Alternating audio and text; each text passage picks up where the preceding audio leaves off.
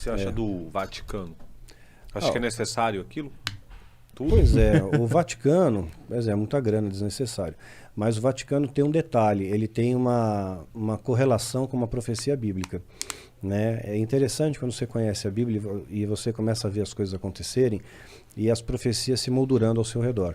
Né? Então, o Vaticano ele surgiu através de um tratado de Latrão, né? Que concedeu o poder de Estado ao Vaticano. Isso foi em 11 de fevereiro de 1929. Né? Foi assinado o Tratado de Latrão. A partir daí, segundo a Bíblia, Apocalipse capítulo 17, tem uma profecia que fala de um oitavo rei. Diz que esse oitavo rei, ele vai trazer a perdição, ele vai ser um falso profeta que vai dar apoio ao anticristo. Né? É o que a Bíblia coloca lá em Apocalipse. Então, a gente olha ali para o Vaticano que tem as características, né? Que está sobre 7 montes, a volta, tem uma série de correlações históricas que você vê, puxa, é aqui. A identificação histórica é aqui, é o Vaticano. Aí, quando assinou o Tratado de Latrão, começa uma contagem dos papas, né? Quem é o primeiro rei do Vaticano? Né? Era Pio XI, foi o primeiro, mas como ele já estava em exercício, ele não pode ser contado, né? Só tem que ser contado posterior, quando é feito conclave, tudo a partir daí. Então, nessa contagem, o atual Papa, o Francisco, ele é o 7º. O que vier depois dele seria o 8º, que supostamente, né, por essa profecia bíblica, seria o falso profeta, que vai dar apoio ao anticristo, né, que precisa de uma força religiosa, né, para dar apoio ao anticristo. E os católicos são mais de 1 bilhão no mundo, 1 bilhão e 100 milhões. Então o próximo cara vai se lascar, o cara nem tem culpa e vai levar um peso. Vamos... Pois é, não, de repente pode ser um papa do mal, porque saiu na Netflix um filme que tinha um papa que era mal do mal. Mas aí o cara... Tu já viu a pornocracia lá?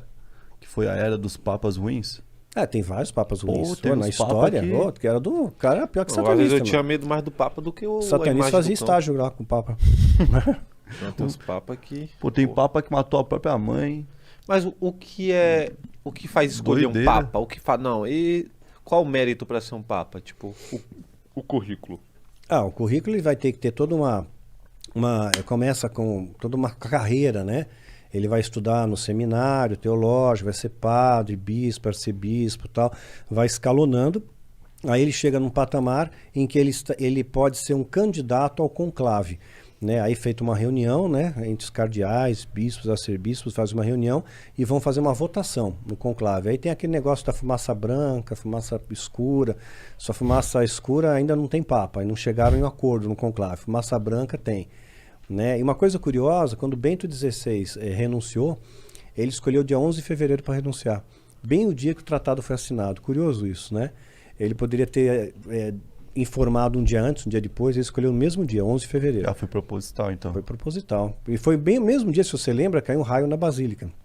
Caiu um raio na Basílica de São Pedro. Caramba. E virou assim, os repórteres do mundo ficaram todos eufóricos. E o Vaticano, o terreno quem deu foi o Mussolini, não foi na época?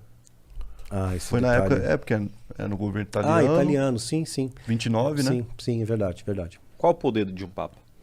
O poder do papa é restringido dentro da igreja. Só mas imagem, ele só representatividade? Ele é o líder da igreja católica no mundo, né? É um soberano da igreja católica no mundo. Né? Mas eles têm poderes políticos também, tem influência política. Por isso que todo governante vai lá, visita o papa, ter a bênção do papa. É importante você ter o apoio do papa para você governar. Mas qual que é o contraponto, por exemplo, se o presidente não acatar o papa, por exemplo, o que poderia acontecer? Acho que ele perde prestígio dentro da sua nação. Se você é um país católico, no Brasil, que tem predominância católica, né? A Espanha tem predominância católica, Portugal, né? Então, quer dizer, se o presidente não adula o Papa, ele fica mal. Agora, é claro, no Oriente, o Papa não tem valor nenhum.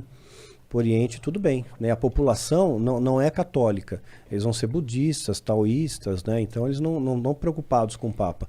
Então não importa se o presidente deles lá, o chefe majoritário da nação, bajula o Papa ou não. Até no Brasil, se para pensar, né? Que tem um monte de religião. O Papa, ele tem a imagem dele no Brasil assim, mas acho que o brasileiro em si não tem muito... Não, mas o católico esse conhecimento assim, o que é um Papa?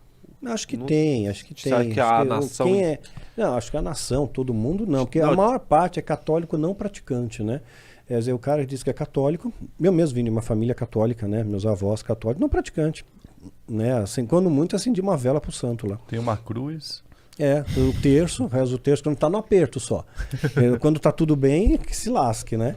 Agora quando tá no aperto, ou então punha o santo de ponta cabeça na água, no vaso de água, lembra dessa?